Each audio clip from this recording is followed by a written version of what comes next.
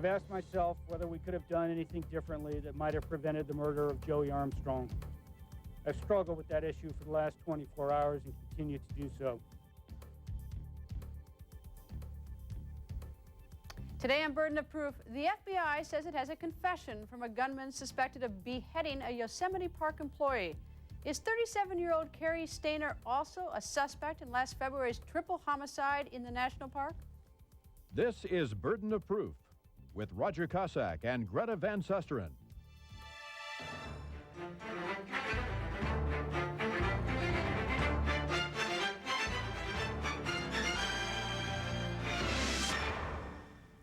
Hello and welcome to Burden of Proof. Roger is off today. At this hour, in a Sacramento, California courtroom, murder suspect Cary Stayner is being presented on charges of first-degree murder. In an affidavit, the FBI said that Stayner confessed to the murder of a 26-year-old naturalist, Joey Ruth Armstrong. The affidavit states that in his interview with agents, Stayner, quote, provided details about the crime that are not generally known outside law enforcement and which corroborate his confession. The affidavit also reads, quote, although he allowed a search of the vehicle, he refused a search of the backpack he carried. Because the investigators were investigating a murder in which the victim's head was believed to be missing, the backpack was seized in anticipation of obtaining a search warrant. Ultimately, the victim's head was not found in the backpack. It was found near the body. Joining us today from Los Angeles is criminal defense attorney Mike Sidley. Here in Washington, Carol Lehive, former federal prosecutor Marty Rogers, and Kirsten White. And in the back row, Nigel DeCoster and Wendy Varner. Let's go first to the telephone. We have Carol Carrington on the telephone, who is the mother of one of the women who was found dead earlier this year in the park. Carol, what is your reaction to the arrest of Mr. Stayner? Well, I'm very happy to see this arrest. I hope that it does bring a conclusion to our case too. But at the very least, I'm glad for Joey's family that it's been over this quickly, that they found the person they believe who committed the crime. Now, Carol, your daughter was last seen with her daughter and a friend of the family on February 15th, and unfortunately their bodies are found in the month of March, about a month later. What is the connection, or why is it the FBI think that perhaps this last murder in the park is related to the murder that occurred to relatives in your family? Unfortunately, I'm not able to tell you what we were briefed on at the meeting with the FBI on Sunday. However, they do seem to feel that they have definite connections with our case. Were you whether it's physical evidence or whether it's statements, I don't know. But it's they're saying that there are definite connections. Carol, were you surprised that the FBI brought you in to brief you over the weekend? Because after all, there were others who were in custody in connection with the earlier homicide. Yes, we were surprised. This was completely unexpected, and we threw clothes in a suitcase and jumped in the car and left just after dinner on Saturday in order to get down to Sacramento. It's about a 5-hour drive from here, a 6. And we went part of the way the first night and to get down there by 11 the next day to talk to Jim Maddox. Now, Joey Ruth Armstrong is the victim of last week's homicide. Have you spoken at all with relatives of Joey Ruth Armstrong, and if so, what did you say to them? We have not personally spoken to them. We have a reward fund that we started when we were, after the bodies in our case were found. We took the reward fund that we had established for their safe return, $200,000, and put that into a reward fund for people who cannot afford to do this themselves. We felt that finding the car in our case was tremendous. That was the biggest help we got, and we did pay Jim Powers $50,000 for finding the car. We know that in other cases, that's what it takes sometimes, is the person on the periphery coming forward and saying what they know or what they heard or what someone told them when the person was drinking a little too much or something. we need information usually, and you need it as quickly as possible with the hope of saving the person. Now, Carol, I know that you can't tell us what the FBI said that links the homicide from February to the homicide from last week, but can you tell us, do you have any information as to what Cary Anthony Stayner said in the supposed confession to the FBI? No, we were not privy to the confession on Joey Armstrong. All right. Marty Rogers, who also joins us here in the studio. Marty, Mr. Stayner has been charged in what's called a criminal complaint. It's one page. What is a criminal complaint? Well, it's what you use in lieu of an indictment, because a grand jury has not been called to hear evidence on this case. The Bureau filed an affidavit in support of an arrest warrant for him, which, you know, they swear under oath the information they have that gives them probable cause to arrest him. And because a grand jury has not acted at all in this case, it's by the U.S. Attorney's Office. And so it's a criminal complaint that's filed with the court, and then he's presented to the court rather than being arraigned on an indictment. All right, Mike, can you tell us, there's so much confusion all the time, every time someone goes to court for the first time, what's the difference between an arraignment and a presentment? Well, what they're doing is they're presenting him to the court, and he isn't arraigned. He's got the right to have a preliminary examination, assuming that the grand jury is never impaneled. I believe it's 10 days from today's date that he has to be brought before a magistrate so the magistrate can evaluate the evidence and determine whether there is sufficient evidence to hold him on these charges so he can be arraigned on these charges. What usually happens in the federal system, though, is the U.S. Attorney will present the evidence to the grand jury, and before the time for the preliminary examination, they'll have an indictment, and he'll be arraigned on that indictment. Mike, attached to a copy of the complaint is a two-page affidavit from one of the FBI that obviously interviewed him, but in it it says that he confessed to the crime, that he made some statements that corroborate some of the facts that only law enforcement or the killer would know about the murder of Joey Ruth Armstrong. Is the statement a confession? Does that generally mean that he confessed and said, I did it, or does the FBI sometimes have a different view in terms of what statements are truly an admission? Well, I find it very suspicious that they make a conclusionary statement that it was a confession rather than setting forth the words that he actually used. They want to hold this individual probably as they're gathering some additional evidence to make their presentation in front of the grand jury. Perhaps there was sufficient evidence to indicate, or sufficient statement to indicate, that in fact he committed these crimes, but the FBI's use of these terms raises some question in my mind. All right, Marty, why don't you put the exact words of his statements inside the affidavit so we know for sure what he said? Well, I would hope actually that the affidavit would include those words, and I would hope, since it is a conclusory statement that he confessed, that whoever issued the arrest warrant asked questions like, what did Mr. Stayner say specifically in chambers? All right, we'll take a break. Up next, looking towards an indictment of Cary Stayner and possibly linking the suspect to a triple homicide from earlier this year. Stay with us.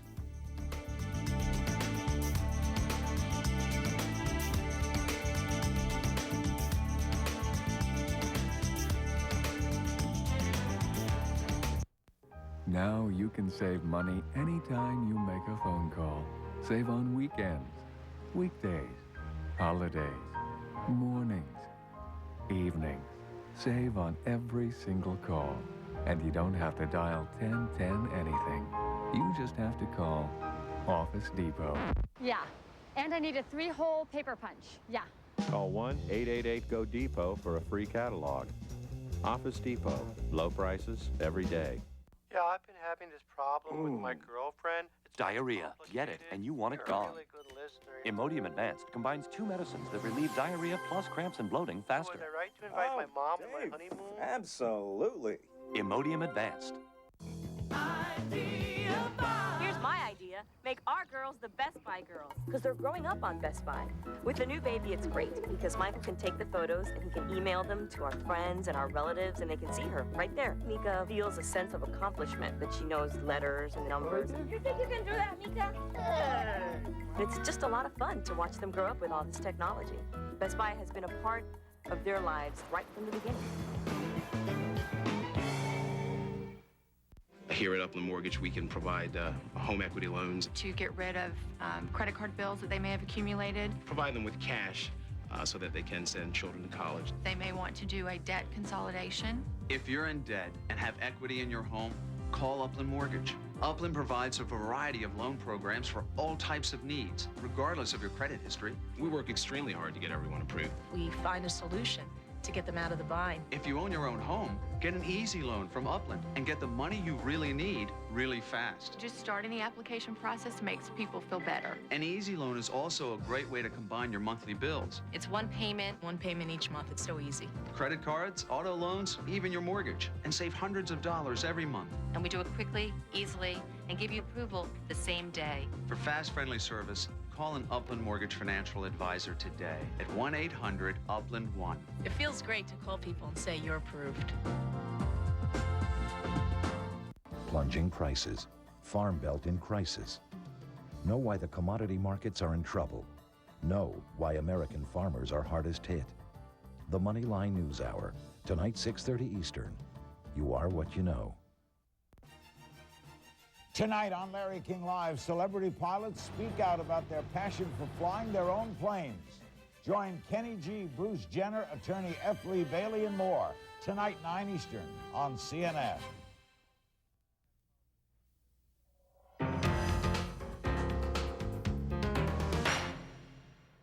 37-year-old Cary Anthony Stayner is under arrest for the beheading of a Yosemite National Park staffer. The FBI says Stayner, who is scheduled to appear in court this hour, confessed to the crime. The victim was 26-year-old naturalist Joey Ruth Armstrong, whose decapitated body was found on Thursday morning. Stayner's also being investigated for a possible role in last February's triple homicide of Carol's son, her daughter Julie, and their friend Silvina Pelosso. Let's go to Don Knapp, who joins us from Sacramento, CNN's Don Knapp. Don, you've been in the courtroom. Can you tell us what happened in the courtroom this afternoon?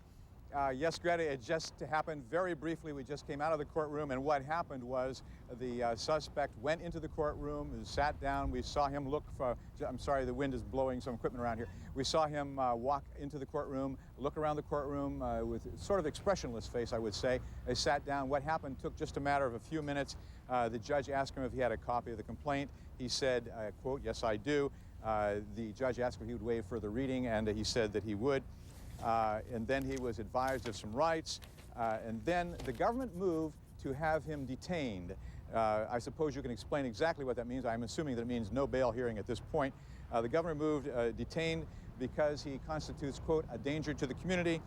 The judge agreed. He asked Stayner to be transported to Fresno as soon as possible. We assume that he will be transported to Fresno within a day or so. That's what happened just a few minutes ago.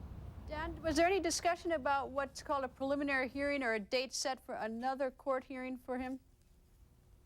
We did not hear any discussion, except prior to the court session, the assistant federal defender said that it is likely that within 10 court days there will be an occasion to come back to court. It will be either to answer an indictment or for a preliminary hearing. He said most likely it will be an indictment.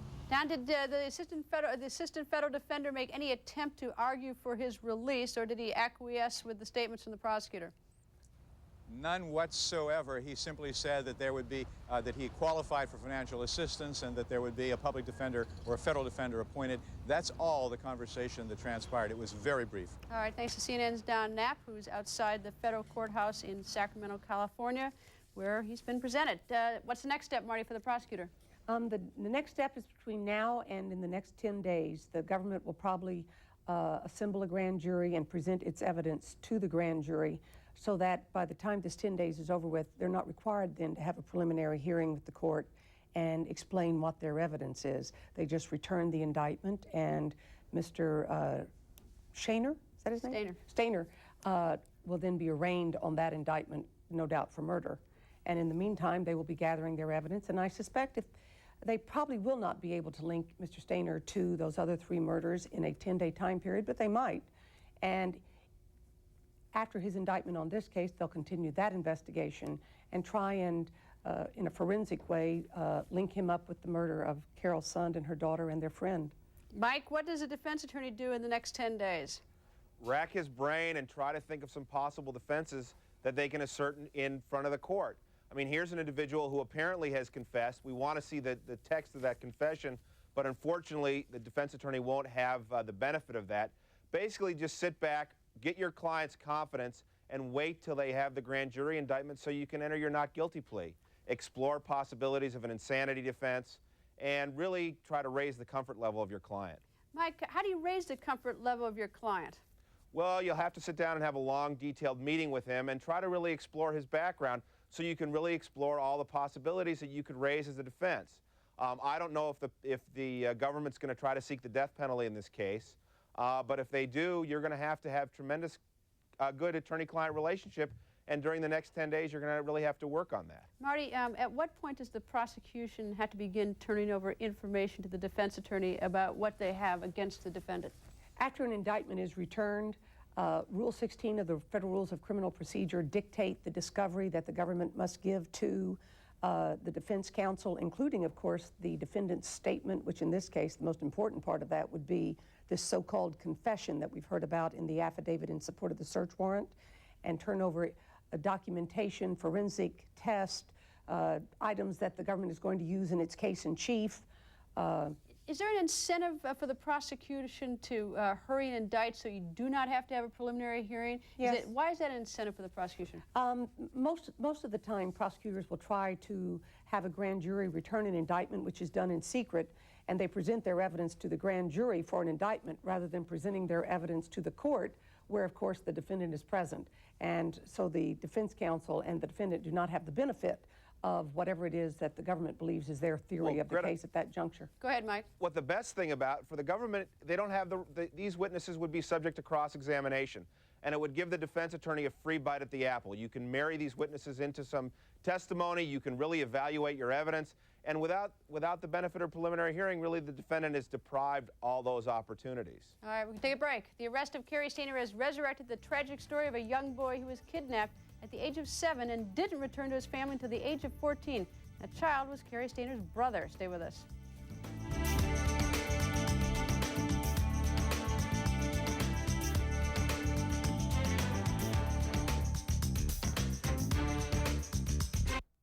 Now you can make every night a nickel a minute.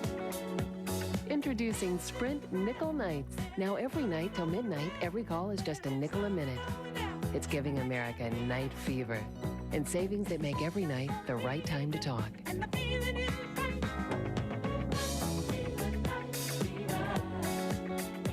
Catch night fever for yourself. Call now and get Sprint Nickel Nights. Call 1-877-4-NIGHTS. Switch to Sprint now, and every night you can call all you want at the time that's best for you without having to dial all those extra 1010 numbers.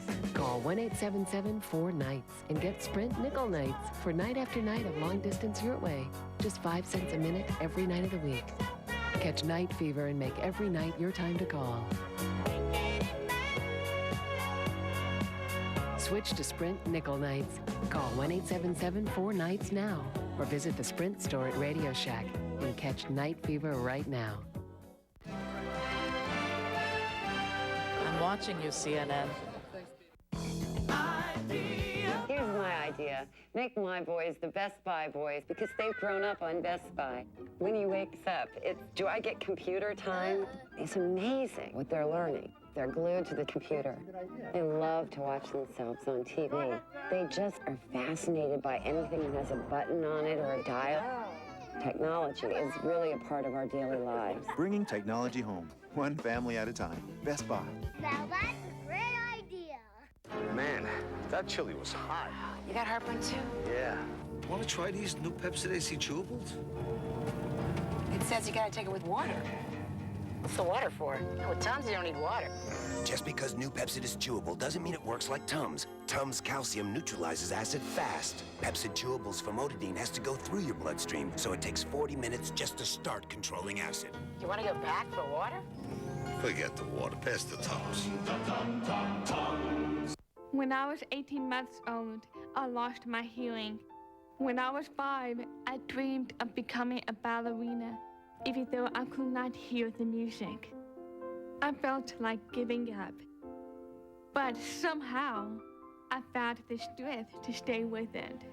I was blessed to become the first Miss America in history with a disability. People believed I had a lot of faith in myself. But it was my faith in God that gave me the strength to live my dream. If you are struggling with life's problems, there is a wonderful book you should read. It is called Power for Living, and it can make our lives better through a belief in God. For your free copy of Power for Living, call toll-free 1-800-482-2000. There's no obligation. Let Power for Living work for you. Tonight on CNN in Time, her dramatic emails captured the horror of war. At the moment I am writing to you, just from my balcony, I can see people running with suitcases, and I can hear some gunshots. I wish I could live in peace like you do. Take care.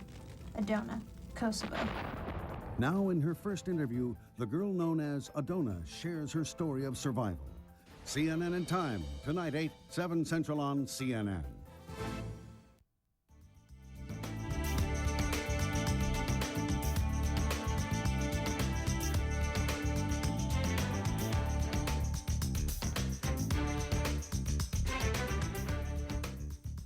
On Saturday, suspect Cary Stayner was arrested at a California nudist colony for the murder of a Yosemite Park employee. The arrest says many Americans were calling the story of Cary's brother, Stephen Stayner, who was abducted when he was 7. His abduction story and subsequent family reunion was made into a movie titled I Know My First Name is Stephen. Well, joining us by phone is Sergeant Rick Marshall of the Merced County Sheriff's Department. Sergeant Marshall, what can you tell me about Stephen Stayner? Well, Stephen Stayner was abducted off a Merced street in December of 1972. Nothing was heard of him for many, many years until March of 1980 when he showed up at the Ukiah police station and had a young boy with him that had also been abducted by Kenneth Parnell, who was subsequently convicted of kidnapping in both cases. How far away was he kept abducted for 7 years from the Merced, from Merced? We're talking several hundred miles. It's up in Northern California. We're in Central California. Why do you think it was that for 7 years this kidnapping was never solved and he was never freed from captivity? I don't know basically how it was. However, with the America's Most Wanted and shows like that these days, it probably couldn't have happened if he was kidnapped today in a similar manner. Sergeant, there was a murder in 1990 of their uncle, Jesse Stayner. What can you tell me about that murder? Well, Jesse Stayner went home for lunch on December 26th of 1990, and either somebody was waiting for him or somebody came into the house during that time and shot him, and there was a fatal shot. And there was never anyone arrested in connection with the murder of the uncle to both these men? That's correct. And is the investigation still an ongoing investigation? The investigation is always open, and if people call in with any type of information, we follow every lead that we can get. Is your office investigating whether or not that Cary Stayner could have any involvement in this murder? Has that ever been investigated? Cary Stayner lived with his uncle at the time, and at the time he was interviewed several times. There was no indication he was a suspect at that time, and we have no evidence to indicate that he is a suspect at this time. How was Jesse Stayner murdered? He was shot with a handgun. And do you know to whom the handgun belonged? I have no idea. All right, Marty, let's go to this for a second back to the arrest and the presentment of Cary Stayner. What at this point does a prosecutor worry most about in terms of what a defense lawyer is doing? Well, I guess at this stage the prosecutor is probably worrying more about getting the evidence together, marshaling the evidence to support the prosecutor's case. At the same time, you're thinking about sort of the things that he was talking about a moment ago about are they going to raise an insanity defense, because this was a particularly grisly murder. So you want to have someone look into this fellow's past that will show that the guy never showed any indications of being insane. But in terms of actually the fundamentals of indicting, you have a grand jury, right. You bring in an FBI agent who says this is what Mr. Stayner has said, and presumably if it's a confession as though they've stated, the grand jury hears that, and they have some corroborating evidence about the murder, and that's it, right? It's pretty simple? Yes. Well, it'd be very simple to get a grand jury indictment. They can just use that agent as a summary witness. Hopefully that is not all they have, though, is the confession of this young man. I mean, hopefully they will have forensic evidence that will tie him to the victim and maybe even to the other 3 victims. But the confession, while it's, certainly a great start for the prosecution, what they've characterized as a confession may not end up being the confession that we think it is at this juncture. The government is going to receive, I'm certain, a motion to suppress that confession from the defense counsel for Mr. Stayner, depending upon what that confession is and how it was extracted. Mike, let's assume that indeed there is an indictment for first-degree murder and that there is a trial date set. Marty's just talked about a motion to suppress the confession. And let's also assume that that confession is an incriminating statement as it's described in the affidavit. What does the defense attorney do with that?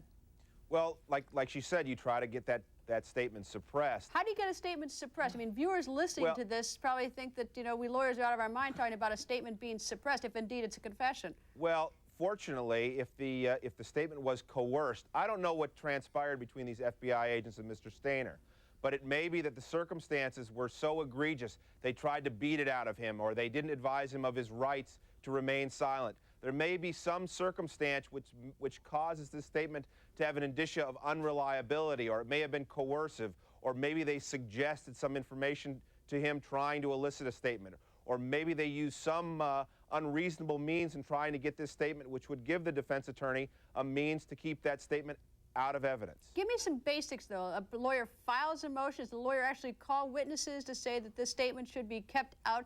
The jury shouldn't hear this statement that's being characterized as a confession? Well, usually the prosecutor will give you the basis or the background what resulted in eliciting this particular statement. And I'm sure that a statement of this magnitude probably was tape recorded or maybe even videotaped.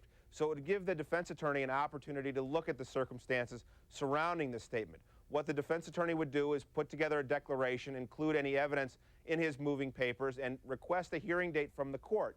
And he or she would bring in live witnesses and have the court make an evaluation as to whether or not this was a coerced statement or whether or not the defendant was advised of his constitutional rights prior to making the statement, and whether or not he knowingly and intelligently waived those rights in making that particular statement. All right, that's all the time we have for today. Thanks to our guests, and thank you for watching us. Join us again next time for another edition of Burden of Proof. We'll see you then.